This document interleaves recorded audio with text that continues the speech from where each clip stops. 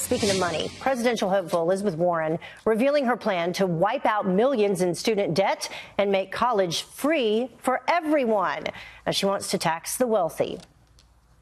We say, good for you that you have now gotten this great fortune, but 2 cents, you got to pay something back so everybody else gets a chance. But is this realistic? Joining me now is former chief economist for the U.S. International Trade Commission and University of Maryland business professor Peter Morici. Thank you so much for joining us this morning. Nice to be with you. So let's bring up her plan so everyone can see it at home as we go through this. According to her education plan, it would cost $1.25 trillion over 10 years. It would eliminate up to $50,000 in student debt for those with household incomes under $100,000. Is this realistic? It would use the ultra millionaire tax, as she calls it. Well, they're going to use the millionaire's tax to finance health care and for this and for just about everything else that they're guaranteed annual income. You can only use the increased taxes on the wealthy so many different ways. As for the colleges and universities, it gives them a blank check. By using someone else's money to retire bad loans that they essentially made, you're really enabling universities to continue to admit unqualified students that either drop out and are terribly saddled with debt, or that, frankly, graduate and don't know very much. You know, businesses are finding more and more of our graduates simply can't even reason.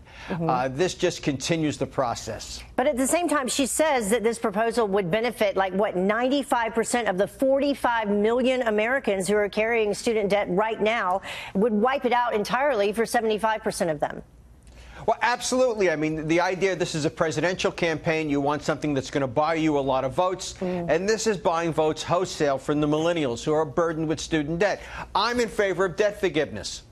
But I'm in favor of not doing a wealth tax, but rather going after the assets of these universities that basically defrauded these students. Universities have admitted students that are not qualified.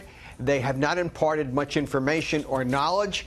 It's not just that they don't do vocational training or skills-based business training, but in reality, a lot of our students can't even do the basics like critical reasoning, solve a problem, lead a group, and so forth. The things you normally, associate with a college education. You would think if you graduate from college, you'd at least have those basic skills. You mentioned her wealth tax. Let's bring up those details. Would be the 2% on wealth exceeding $50 million, 3% on wealth exceeding $1 billion, and it would raise an estimated $2.7 trillion over 10 years. But as you mentioned, they're planning on using this for a multitude of issues. That's right, but a wealth tax itself is unconstitutional, and I can't wait to see Justice Roberts, just as he turned a fine with the ACA into a tax, I can't wait to see Justice Roberts, because this is going to be an enormously popular thing if she does it, if she gets elected and does it, but it's frankly unconstitutional. I can't wait to see Justice Roberts convert what is a direct tax and not legal under the Constitution into some sort of fine. Yeah. It's going to be remarkable to see the gymnastics she goes through. But the reality is the Constitution prohibits a direct tax on wealth or income if it's not evenly proportioned among the states on a per capita basis.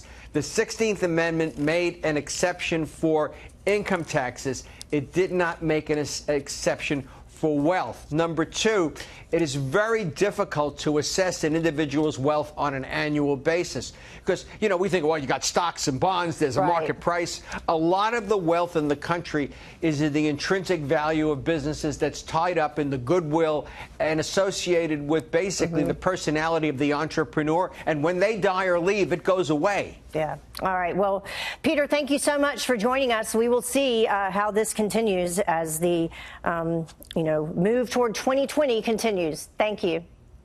Take care. Have a good day.